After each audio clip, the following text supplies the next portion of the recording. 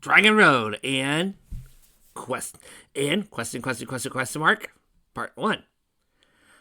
Or as I like to call it, Copperhead Road. Silver planted his feet firmly in the ground, wearing a determined expression as he stared at a column of fire across from him. The column half his size to a nearby tree.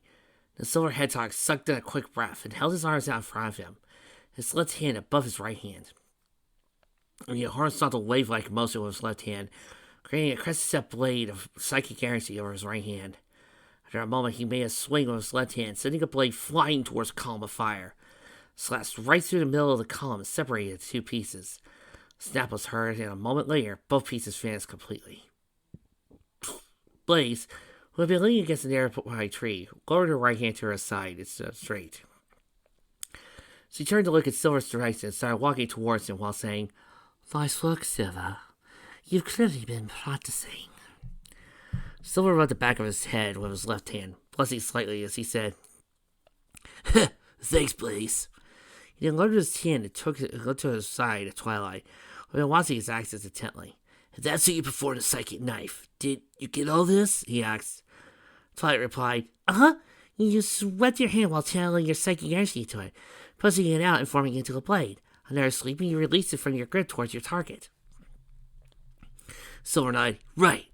And you can make a vertical swipe and release it vertically." Blaze stopped across from Twilight and Silver, looking at Twilight and saying, "You have keen observation skills, Miss Parker. I can see why Princess Celestia has decided to make you her personal student." Twilight blushed. "You think so? That's very kind of you to say, Blaze. You guys remember Sonic and Equestria Girls, that one fic I tore apart a couple of years back? You know, they should have had Blaze in there. But, oh, wait. Then we wouldn't have all these straight ships in here. Seriously, when it comes to these crossover ships, can't we have one Yaoi or Yuri crossover ship? Just once? Like, can we have one with Blaze and Twilight? Silver spoke, drawing both females' attention back to him. "Since you've got the observatory point down, Twilight, let's see what you can do. Show us your first of the psychic knife." Twilight nodded. "Okay." She took a few steps away from Silver and Blaze, and looked straight ahead as she stopped, beginning to focus her magic to her horn. Before she continued, Blaze said, "Wait." She raised her left hand and snapped her fingers, a new fire column shooting out of the ground near where the first one had been seen. She then lowered her arm. "Okay, the target is set up. Go ahead, Twilight." Twilight nodded and faced forward again, her magic surrounding her horn and her magenta aura as she focused on the fire column. After a second, she turned her head slightly to the side and moved her neck back a bit. She then made a few practice sleeping motions with her head, making sure she was making a straight line before focusing more of her magic into her horn. She then made a quick sweep of her head, willing the magic to come out of her horn. Silver and Blaze looked on as a crescent-shaped blade composed of magic energy began to form where her horn had swept. A second later, the blade broke up into multiple wisps, all of them dissipating as they broke away from each other. Twilight then went from looking surprised at what happened to looking worried. She raised her left toe to her mouth. She looked back at Silver and Blaze, the latter raising her arm and snapping her fingers.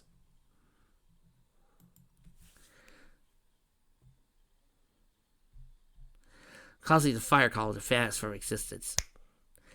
Twilight looked forward again and faced the ground with a look of shame. That did not go well for her. So much for learning how to use the psychic knife, she thought to herself. She tensed up as she heard footsteps coming in from behind, stopping when they were in front of her. A tense moment for Twilight passed before Silver asked, "Why are you looking at the ground, Twilight?" Twilight looked down and Blaze in surprise. Silver realized that what she seemed to be thinking and said, "Look, don't worry about not performing it perfectly. First time, I didn't expect you to pull it off considering the difference between psychokinesis and magic. I wasn't sure you'd be able to do what you did just now, and I mean that in a good way." Twilight murmured, "Okay. But still, I thought I could hold it longer than that." Silver placed his hand on her shoulder. "It's all right. Heck, the first time I performed the psychic knife, I did it completely by accident." Twilight asked, "Really?" Silver nodded. "Yeah. And when I tried to do it normally afterwards, it took me who knows how long to get close to the same result. I say you're a good start to learning it already. Blaze spoke. I agree. And I had a similar problem learning to control my fire abilities when I first discovered them. And that was when I saw them as a curse rather than a blessing. So you're not alone when it comes to learning a new skill, especially one that's not related to magic. Do you understand? Twilight nodded, feeling her determination beginning to come back. Yes, I understand. So that means I'll keep trying. Silver said, That's right. Just for now, we won't work out your aim. We'll focus on making sure you can create the blade and keep it stable. He held his arms to indicate the park where the girls met up for their pony play day as he added, We got plenty of room here to do that. On a nearby hill, Spike, Pinkie Pie, and Rainbow Dash were sitting and watching the three of them as Blaze and Silver began to work closely with Twilight to figure out where she was having problems. Behind them, the hangers-on sat on the grass, listening in on Twilight's training but not watching it like Spike, Rainbow Dash, Sonic, and Pinkie Pie were. In a moment, most of the group had temporarily split up once again. Rarity had said earlier she was going to drop off her, and fake Applejack's hat.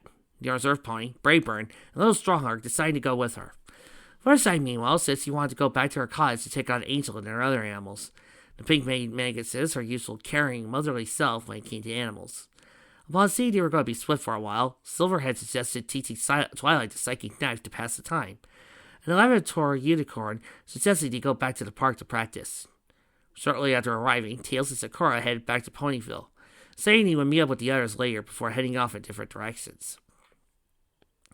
While watching Twilight as she started to create another blade with her magic, Sonic crossed his arms, placing his right hand on his hip as he nodded. Man, Twilight sure is a unicorn dedicated to learning and mastering new things, huh? Spike nodded. Well, of course! That's who she is, after all. Learning new spells and learning to learn Princess Celestia's approval. He crossed his arms as he said, It'd be nice if she didn't worry so much about her reports and tests and all that. But I guess that's part of her, too. Sure, you've dealt with that sort of thing before, right, Psych? After a few seconds passed without an answer, Spike looked back at him and asked, Psych? When Spike called his name a second time, Sonic blinked his eyes as he was private of his thoughts. He then looked over at him and said, Huh? Oh, yeah, sure. I occasionally had to talk to Tails and reassure him when he was little. We all need a little reassurance now and then. Stas returned to the laboratory unicorn as he turned to watch her training. Spike turned his head to look at Twilight, too. He looked at Sonic out the corner of his eyes as he raised an eyebrow. Okay. Rainbow spoke. Hey, look! I think Twilight's got it now! Both Sonic and Spike looked at it away from each other at that, facing forward to see that Twilight had created a magenta-colored blade with her magic. The blade hanging above her horn was just pointing up in the middle of it. You go, girl! Pinkie cheered. Twilight's eyes briefly moved in Pinkie's direction in her chair, but he quickly shifted back to look at her blade. Blaze and Silver stepped back to give her room to throw it. And with a sweep of her head, Twilight released the blade from her magic grip and sent it flying straight ahead. It didn't travel far, though, before it suddenly broke up like the first few she had tried to create. Oh, no! Pinkie muttered. Silver spoke. You lost it, but you might have had to put too much magic into it. It was too unstable on its own. Twilight put a huff to her chin. Guess that means I'll have to treat it like I'm working on a machine rather than something else. Blaze asked, What do you mean? Twilight explained. Princess Celestia thought I could help Tails repair his radar when it got damaged earlier, and when I mentioned I wasn't sure if my magic would be good for that kind of work, even though we've seen Twilight do so much more, Pinkie Pie gave me a book to show me how to throttle my magic into an appropriate level for it. Maybe what I read about could be applied here. Blaze nodded. Oh, yes, that does make sense. Silver said, Well, try it. See if you remember if it has any effect. While Twilight focused her magic to create another psychic knife, up on the hill, Luna turned to Celestia and asked, Sister, are you sure this is wise? Letting Twilight Sparkle learn a skill that could be used to harm others?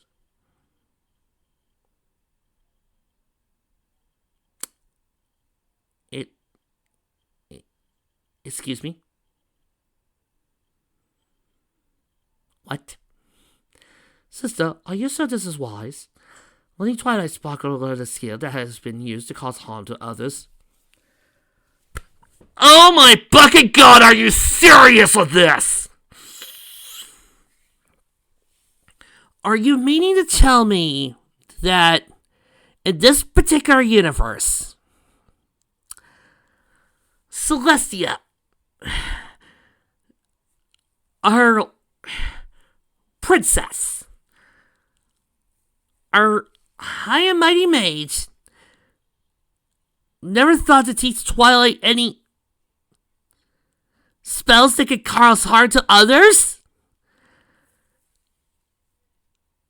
I had so many questions.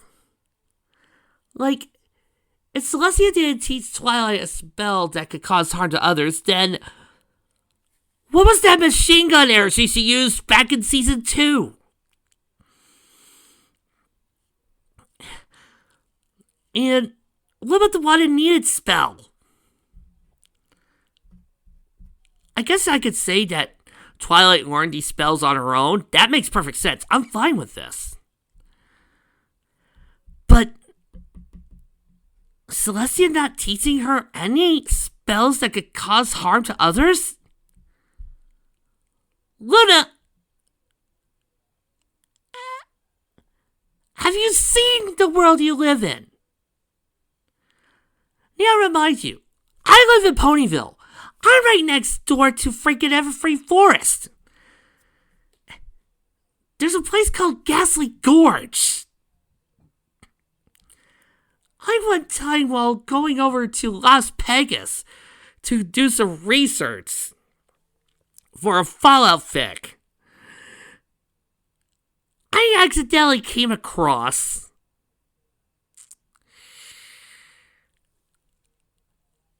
a freaking Hydra,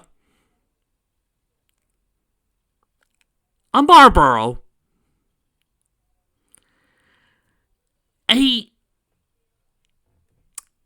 Chimera, and a Griffith with anger issues who just wanted to kick my can and steal my money, all on the same day.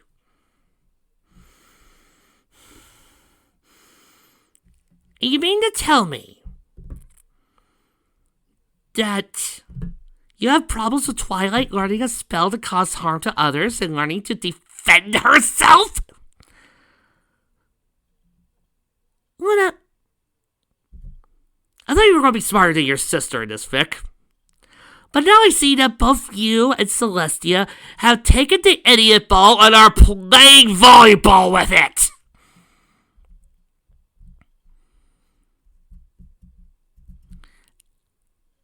And why is it such a hard thing to think that other people have probably learned fireballs?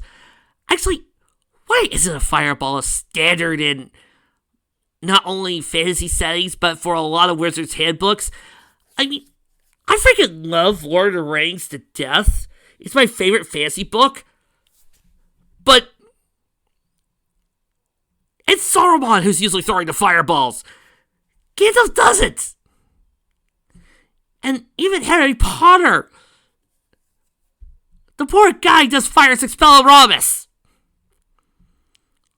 I mean, sure, there are harming spells, but I don't see anybody throwing fireball out.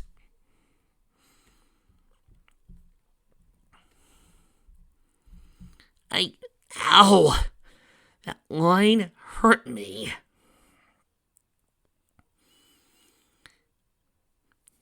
Celestia replied, I'm sure he'll be fine, Luna. Twilight has learned before not to abuse the magic she's been taught. I could see no reason why she should do that to do something to one of her friends she taught her.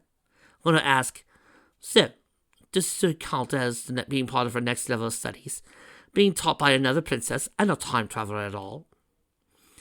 Celestia seemed to consider that for a moment before simply replying, yeah. And what's more, not learning a spell to cause harm to others, there are also asshole ponies. You really don't think Twilight would need to learn something to defend herself? This feels like one of those times somebody watches a pony episode and think, nah, they don't have offensive magic. They just have pretty, pretty clouds and pretty, pretty singing flowers. Look at you, Mikey! Sonic's eyes moved back to the two royal sisters' direction as they talked for a moment, wondering before looking back at Twilight, Silver, and Blaze. A few minutes passed by with Pinky and Rainbow occasionally throwing a few cheers before Sonic noticed someone approaching. He looked to see a familiar yellow Pegasus fluttering down towards the trio. "Hey, Fluttershy!" he called, Spike, Pinky, and Rainbow looking as well. Fluttershy smiled as he got closer. "Oh, hello, everybody. The animals are all a little nervous because all the color hasn't come back yet. But the eldest said you were okay and they'll be strong." So he landed next to Rainbow Dask and asked, "So, how is Twilight doing with Princess Silver and with Princess Blaze and Silver?" Piggy piped up, "Oh, she's doing great. Silver and Blaze are great teachers. She's gonna have this nice team mastermind in no time. And soon, she'll be helping the mayor at kite ring ceremonies." Fuzzer replied, "Really? That sounds nice."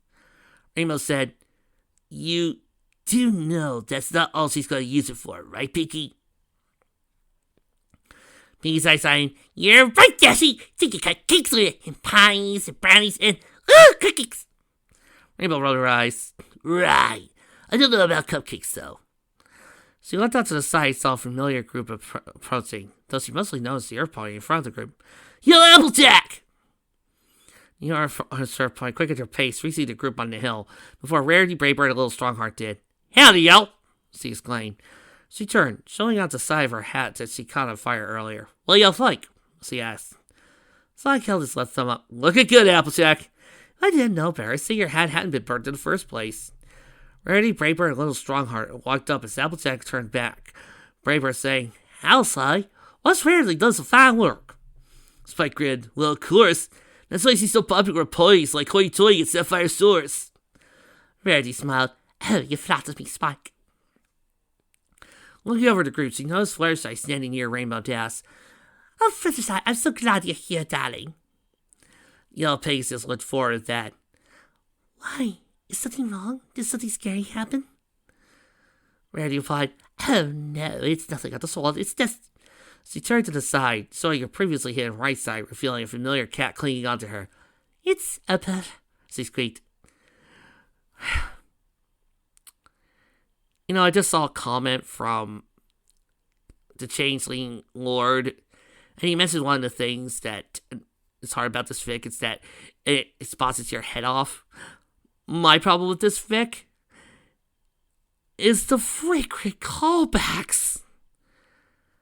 I'm pretty positive by now we've almost met every single pony circa season 2 by now, and we have referenced almost every one of those 52 episodes. I don't think we got enough episodes left to reference.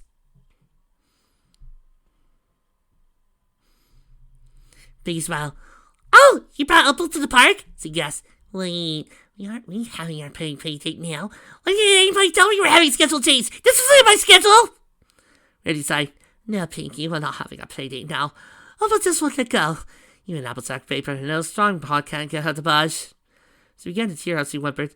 "I can feel her claws on my skin." She bent down like she was going to try to shake Opal off, but a hiss from the white cat made her stand up again. Fluttershy spoke. "Okay, don't worry, Rarity. I'll help you." She then started walking over to the white unicorn opalescence. As Fluttershy began working her animal magic, Twilight panted after another failed attempt to perform the psychic knife. "The fine tuning you suggested seems to be working, Twilight. I'm not sure there's much else we can do at this point," Blaze nodded. Twilight panted, "But I still haven't successfully used the psychic knife." Silver spoke. "You've managed to create it and release it properly, Twilight. I don't know why you can't stay together for more than a few seconds after you release it. Right now, all I can guess it has something to do with your magic. You'll probably figure out what it is sooner than I will." Blaze nodded. "Silver's right, Twilight. You're a unicorn. You're more familiar with magic than we are. Let's just stop for now and give your magic a chance to recover." Twilight looked up at her a second, replying, "Okay." Silver gave her a pat on the back, and the three of them turned to walk up towards the hill where the others were. As they started walking up the side of the hill, they saw Fluttershy flying away towards Ponyville. When he reached the top, Twilight asked, "Where's Fluttershy going?" Little Strongheart turned to her and told her, "She's taking Rarity's cat, Opal, back to Carousel Boutique. It's amazing how she did it." Twilight nodded. He looked at Applejack and said, "Hey, Applejack, how's the hat?" Applejack turned to show her as he replied, "Those leaves, your crew." Off to the side, Sonic looked at Spike and asked, "What's up with Rarity's cat?" Spike whispered, "I have no clue. Just stay away from her." The both of them stood up straight when Brayburn asked, "Now, where are Tails and Sakura? They're sure taking a while to get back." As if on cue, the warp ring suddenly materialized near Celestia and Luna, surprising a few ponies. "Whoa!" Brayburn exclaimed. Tails, Sakura, and the Cutie Crusaders stepped through the ring a second later. Applebloom looking particularly amazed at what the warp ring could do. There you guys are. What took you so long?" Rainbow asked. Tails scratched the back of his head and replied, "Sorry, Rainbow. A few of our stops took a little longer than expected." He lowered his hand and smiled. "But don't worry, they were worth the extra time." Blaze was about to ask what he meant when Cream and Cheese suddenly came through the warp ring. The young rabbit quickly noticed Blaze and ran towards her with Cheese lying behind her, exclaiming, "Blaze!" Blaze gasped, "Cream is eyes." When Cream leapt at her, Blaze held out her arms, catching the rabbit in them. "Oh, that's just so cute." "I'm so glad you're both okay," she said through Cream's hug. Cream was also busy learning how to use shadows as weapons. I'm sorry, there's this thing I've been finding out with all these comics where Shadow turns into Cream's babysitter, and it's the most cutest thing in existence. Cream replied, "I'm glad you're okay too." Everyone smiled at the happy reunion between the best friends. After a minute, Silver looked over at Tails, Sakura, and the Cutie Crusaders and noticed something in Tails' right hand. "Hey, Tails, what's that scroll in your hand?" He asked while pointing at it, causing everyone else to look at him. Tails looked at it for a second before looking back up and saying, "Oh, that! Well, I've been curious ever since I learned about Spike's ability to send letters to Princess Celestia by breathing fire. So I thought I could satisfy my curiosity before we set out again. Unfortunately, I don't have any, bits. I'm not sure what the value of a gold ring is in Equestria. Plus, it didn't look like the store was open." Twilight asked, "So did you get that from the library?" Tails nodded. "Yeah, I just want to see it for myself." The fox walked over to Spike and bent down on one knee, held the scroll out to him and asking, "I know Princess Celestia's right over there, but will you sell me, Spike?" The baby dragon sighed. "Oh, okay. He took the scroll from Tails' right hand with his own right hand and held it up in front of his face. He then opened his mouth and breathed green fire on it, causing the scroll to turn into a flurry of green embers. The embers flew over towards Princess Celestia, both her and Luna having been listening in on what everyone had been saying. So he looked on in the scroll and reappeared in front of her, fell to the ground. So he looked up at Tails and saw that the fox had his radar out, seeming collecting data as he muttered, Celestia and Luna stood up, Celestia using her magic to pick up the scroll, before the sisters walked over to the group, reaching the others as Tails put his radar away. Celestia levitated the scroll in front of Tails, saying, "I believe this belongs to my faithful student." Tails blessed, "Oh yeah, right." He took the scroll out of Celestia's magic grip, not noticing the slight smirk on the Solar Princess's muzzle as he did. He said, "I'll just take this back to the library." As he held the warp ring in his hand, Twilight spoke, "Actually, Tails, you can keep that scroll if you want." Tails looked at her. "You sure, Twilight?" The unicorn nodded. "Yeah. As long as it's blank, I sure we got plenty still, right, Spike?" The baby dragon just gave a shrug in response. Tails spoke, "Yeah, I saw a bunch of them upstairs, and I checked it before I took it. There's nothing written on it." So I said, "Then you can have it if you want." Tails nodded in thanks and tucked the scroll away in his right tail and the warp ring in his left tail. Sonic looked at Applebloom and asked, "Say, Applebloom, what do you and your fellow crew Crusaders have in those backpacks?" Tails said, "I was wondering about that too." The three fillies looked down at the brown backpacks on each of their back. Applebloom having the biggest. Applebloom then looked back at Sonic and said, "We ran into Sakura earlier, and Selena asked us to help us get her out to the place that she needed. School ahead. She's gonna make you guys something before you head out again." Applejack looked at the zebra and asked, "You're not coming with us, Sakura?" Sakura replied, "Well, asking around, I met Applebloom and her friends along the way. We talked for a while, and they convinced me to stay." Sonic asked, "So, what are you making?" Meanwhile, I'm thinking, thank God we don't have any more. I don't mind having a huge cast of characters. I like writing them a lot, but This fic feels like it's bloated in some way that I can't really explain. Maybe it's the fact that it doesn't feel like the others really do much other than add exposition or talking about previous experiences that we, the audience, already know. Or maybe it's just the fact that they feel disconnected from the rest of the events. And it just feels like there's not much room for them to shine. Sakura melted to the Kiyomar Crusaders and they swung off their backpacks, opening up to reveal the plants on Skilla and Sleephel's backpacks, and a bowl of apple plants. The Zebra began to mix the plants together in the bowl, saying, "You've all been working hard, so in my stead, I'm mixing you something to relax a while for the trials ahead." While Sakura was mixing the plants, Fluttershy came back and joined the others in watching the Zebra work. As he was fencing up, a beeping sound suddenly came from Tails, startling Fluttershy. "Oh, that's mine!" The fox muttered as he reached into his namesakes and pulled out his radar. Ah! He flipped it open and examined for a moment before looking at the sea Sakura, holding a bullet in her left hoof. "You timed it perfectly, Sakura. Now that we have our next destination, your mixer should work better," Tails commented. Sakura nodded as he added one last leap to the bowl, causing a scent to come wafting out. "Gabio says, take a sniff. This scent should relax you in the teeth," she said, closing her eyes. The rest of the group did the same, the scent from the bowl sprouting out around them. "This smells good, Sakura," Twilight commented. "I agree. Very soothing," Little Strongheart said. "I love you guys," Pinkie Pie muttered. A minute later, Sonic opened his eyes. The others doing so shortly afterwards, and looked at Sakura. The Zebra looking back at him with a slight smile. "Don't worry, Sakura. We'll make sure to find whoever took your saddlebags and your posters for you," he said. Sakura smiled. "I can see that you and your young friend have also knowledge beyond your years. I know my base and trust of all of you of not keeping your word. I have no fears." Celestia opened her eyes and said, "If it's all right with all of you, Luna and I would like to get to know Princess Blaze and Silver a little better. All that has happened recently, we've not had a chance to talk to them." Twilight looked at Sonic and asked, "Sonic?" The Blue Hedgehog replied, "It's up to them." Silver looked at Blaze and asked, "What do you think, Blaze?"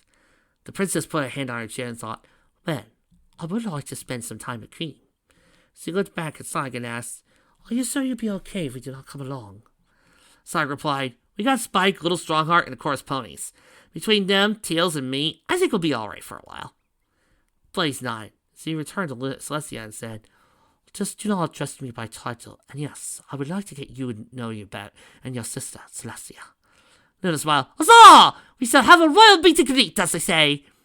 Celestia turned and said, "Let's go somewhere else for a change of scenery, Sally." Silver shrugged. "Sure." Blaze took Cream's right hand and her left, and saying, "Come along, Cream." The rabbit nodded. She looked back at the others and called, "Bye, everybody. Good luck. Choo-choo." Tease waved to them as he followed behind his best friend as he left the park with Blaze and Silver, following Princess Celestia and Luna back to Ponyville.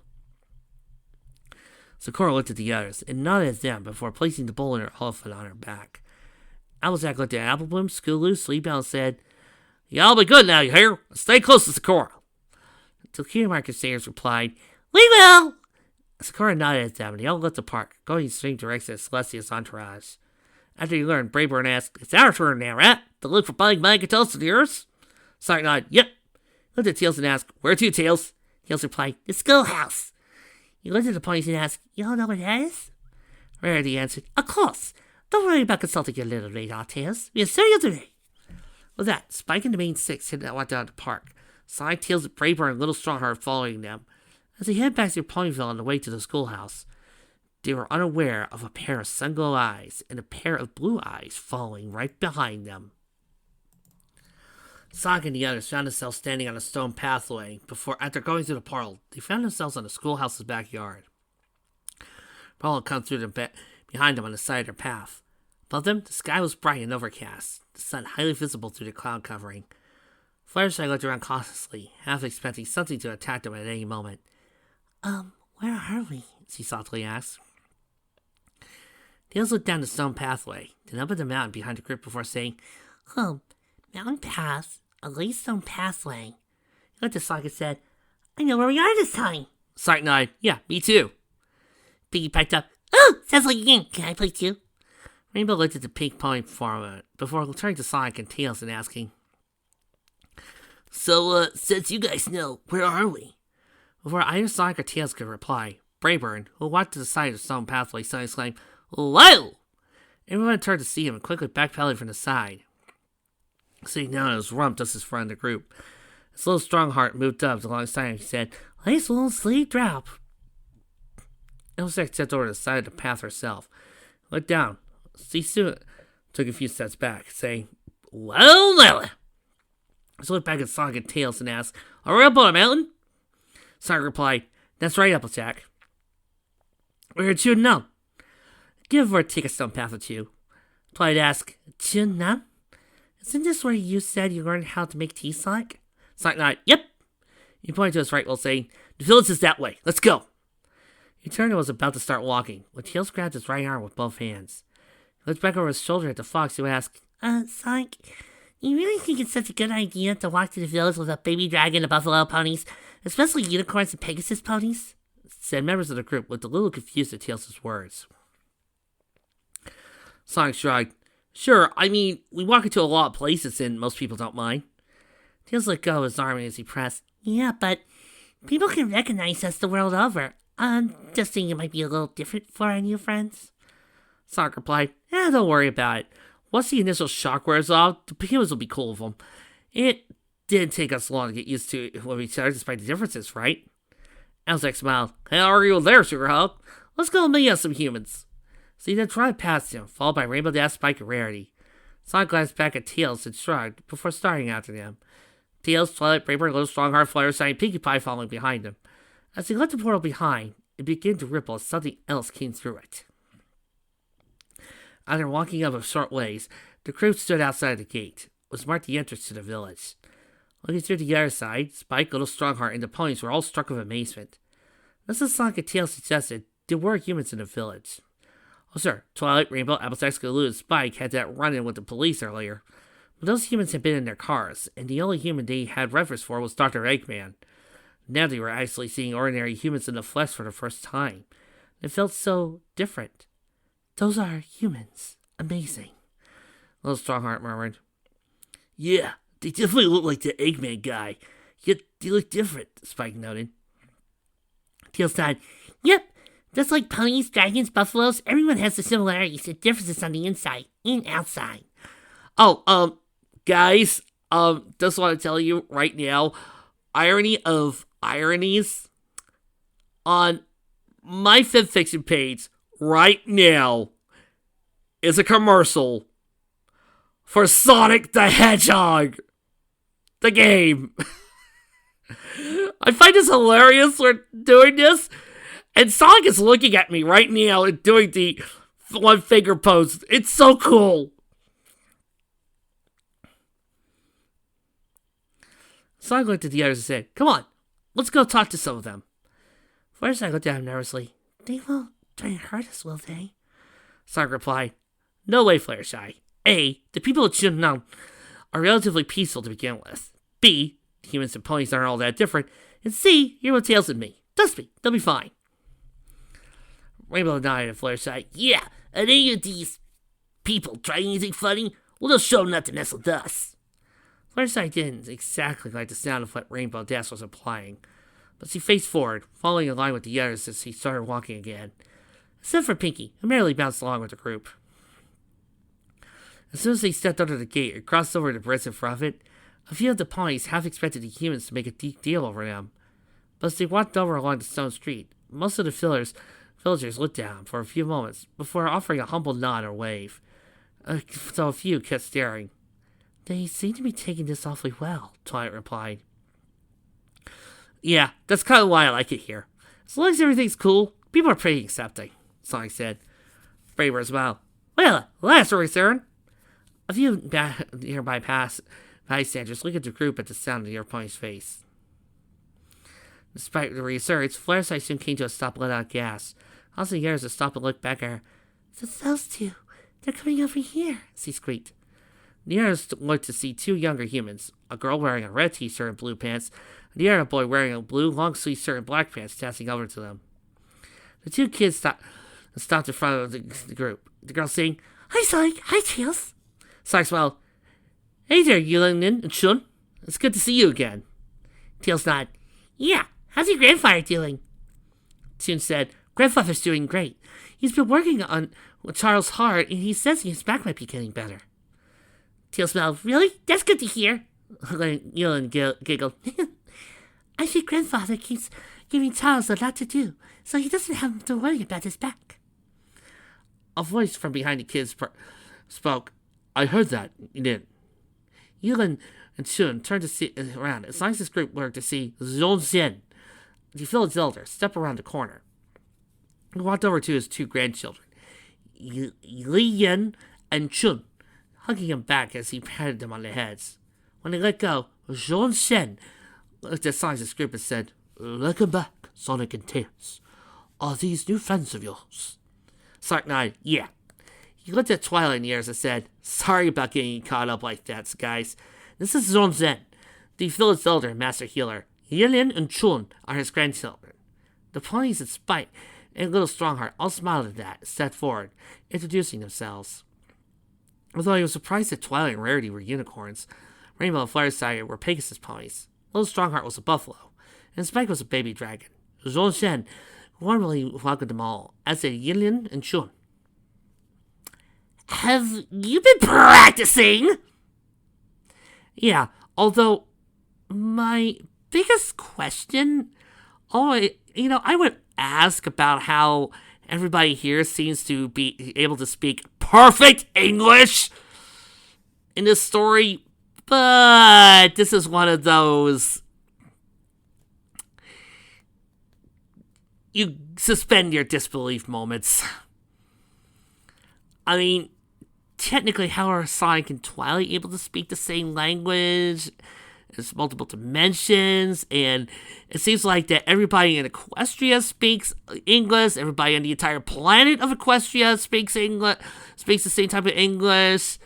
And then again, I'm a huge fan of Sentai, and the only time I've ever heard an alien species or monster species speaking a whole different language was a Kamen Rider Kyuga. So, heck, even the Ultras all speak English. Well, Japanese, actually. We're just subtitled, and oh my god, I'm gone cross-eyed. As they all continued talking, more village residents came over to meet the new arrivals. Lynn took one look at all of them and saw right away they were a good bunch, showing particular interest in Spike, due to him being a baby dragon.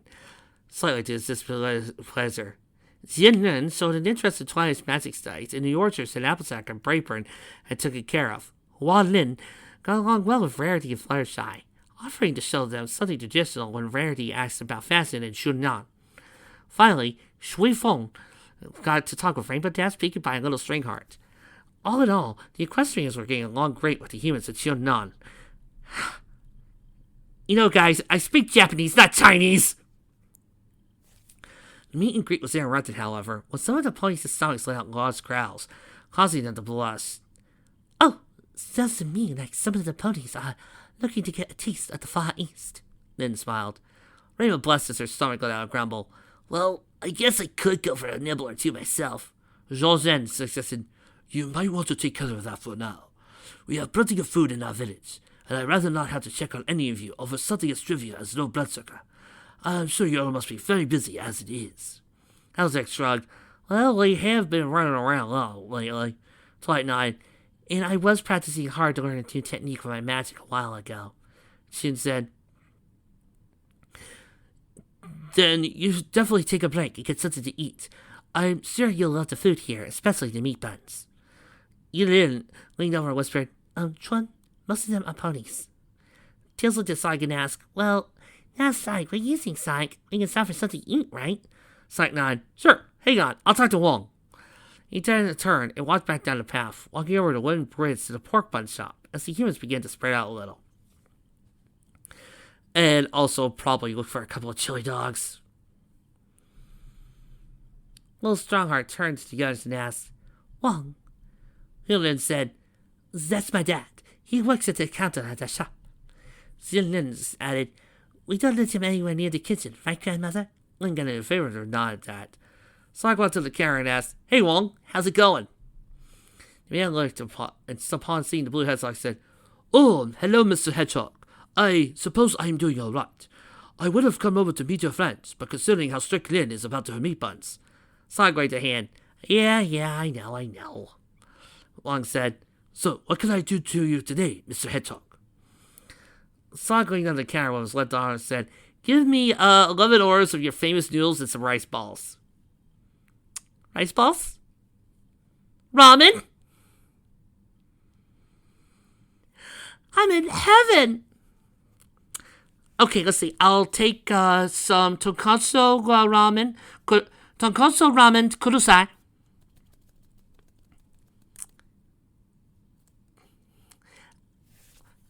Onigiri. Plum.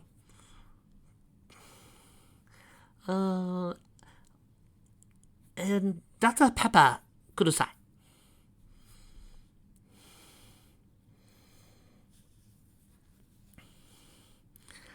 I know you make them in advance, but I appreciate if you give us the soy noodles. Ponies and buffalo aren't exactly meat eaters, after all.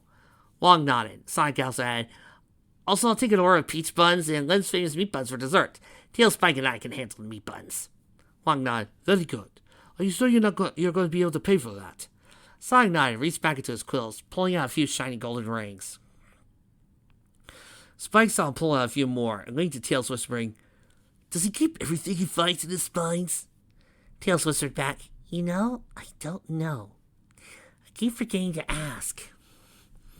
Sonic was about to give Wong his payment when he heard a loud, Oh no, don't you dare!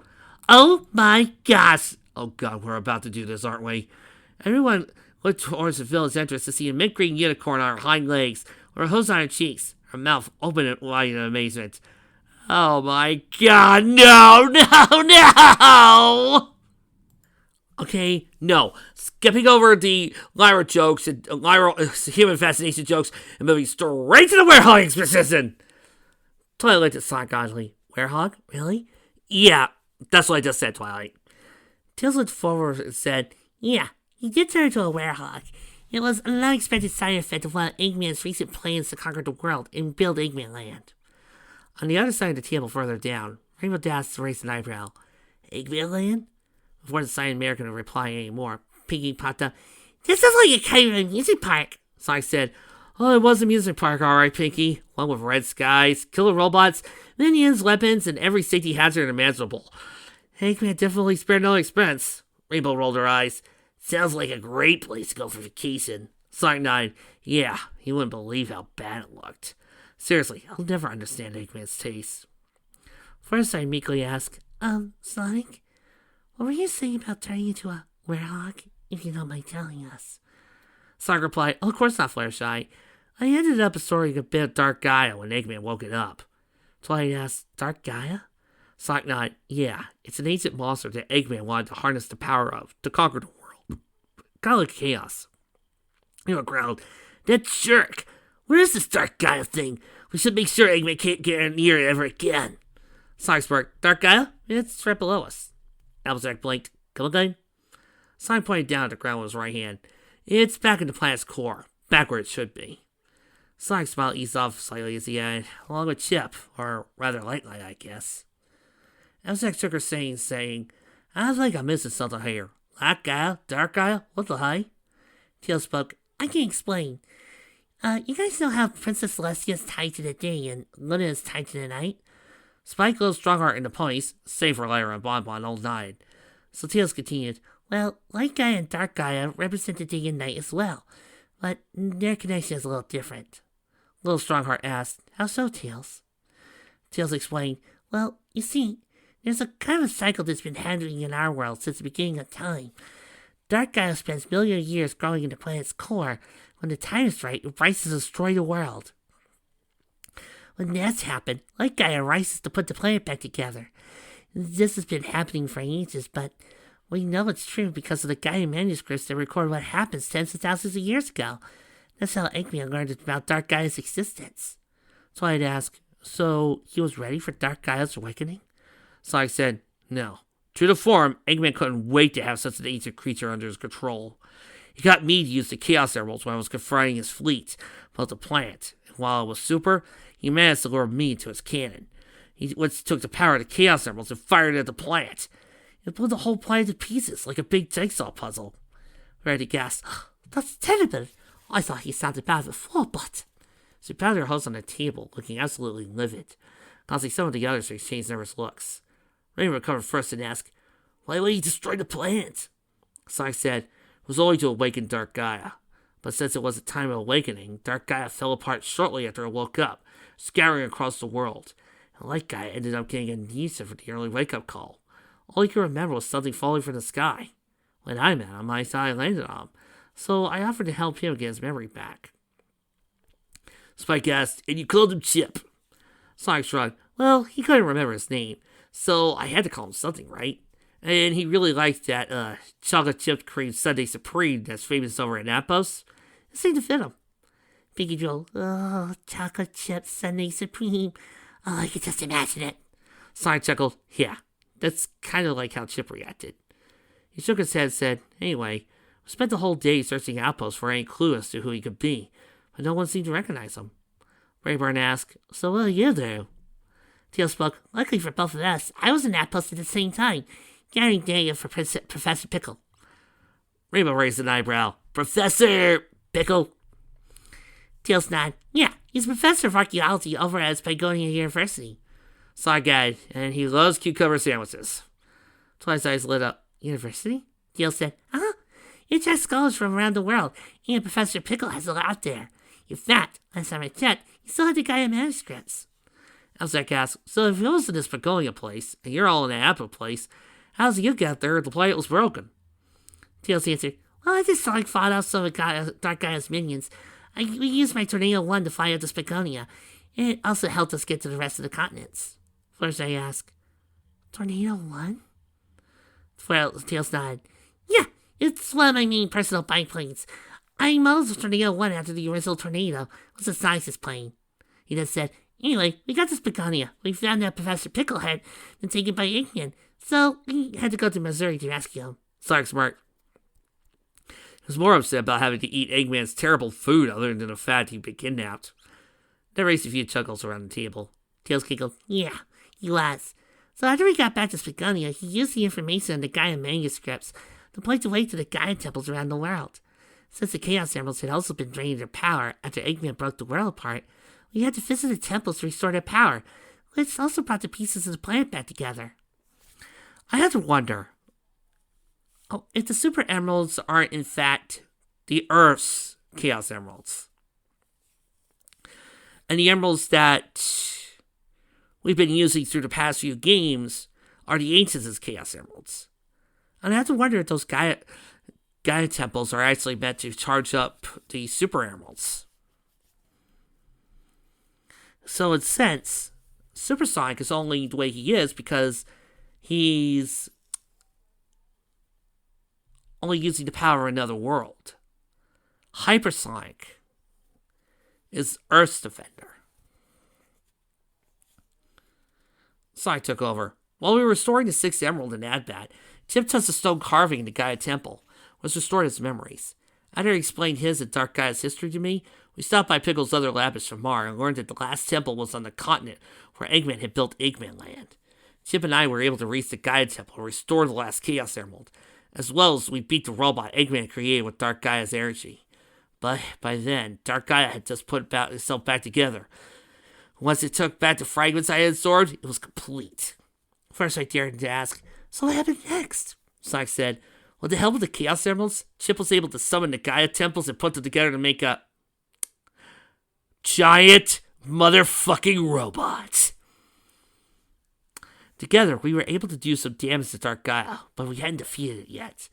When it revealed its true form, I used the Chaos Emeralds to go super and even things up. We were finally able to defeat it and restore both the planet and balance between light and dark. Pinkie Pie leaned forward and asked, so what happened to Chip? Is he still around? Sonic shook his head. Not physically. He stayed behind the planet's core with the Gaia temples when the last piece of the planet slid into place. He's fast asleep now. Little Strongheart said, and judging from what you and Tails have said, it'll be millions of years before either he or Dark Gaia awaken again. Tails nodded. That's our best guess at this point. Piggy looked sad at that. Oh. Twilight asked, do you miss him? Sonic replied, yeah, but it's alright. He reached his quills and pulled out Chip's necklace, holding it in front of him. He left this to remember me by, and he'll always be there, as part of the earth I tread. He gained a look of fond remembrance as the equestrians looked on with smiles. The moment was interrupted when Hunan stepped underneath the stone archway and let out a slight cry. Everyone looked at her. Rarity's eyes immediately became starry at the sight of the red garments she was wearing. She gasped, oh my goodness, what a beautiful dress! While Hunan regained her balance, Tails spoke, actually, Rarity, it's not a dress, it's a kimono. Take her out. Wang Nin walked over to the table and said, he's right, Rarity. Kimonos are a traditional type of garment. We usually read them on specifications. Rarity replied, well, I think it looks stunning on you. On a dressing it's given me quite the inspiration.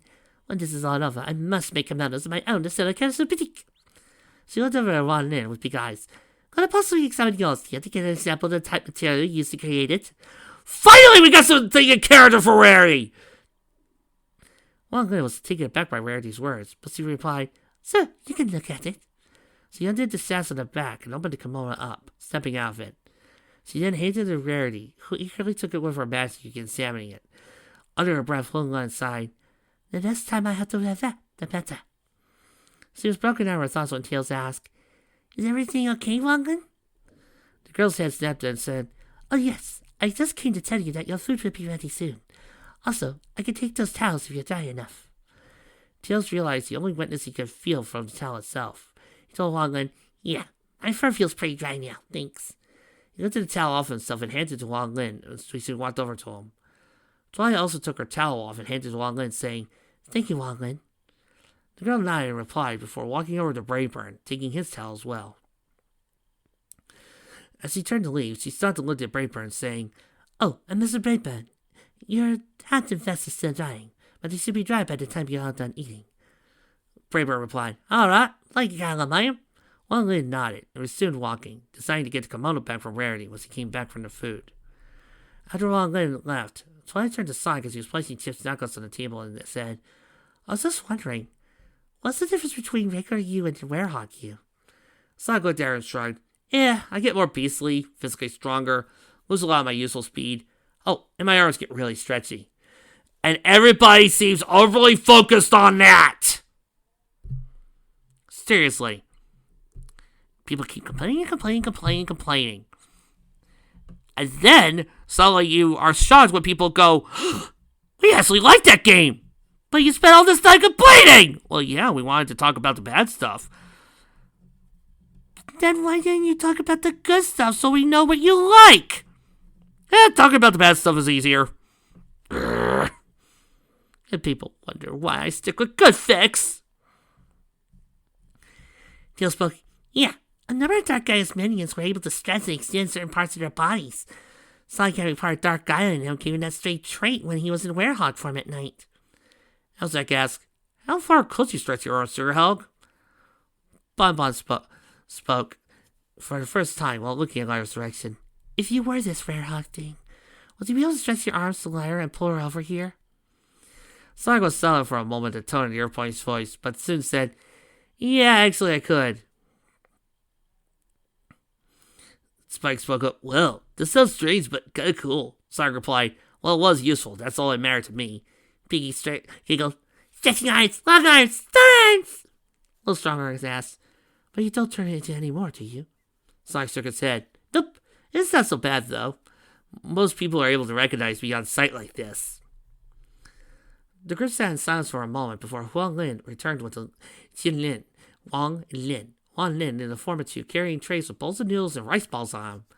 As the three of them began distributing the bowls and setting the rice balls in the middle of the table, Lin turned to Charles and said, Charles, the Aphrodisiac just stopped by.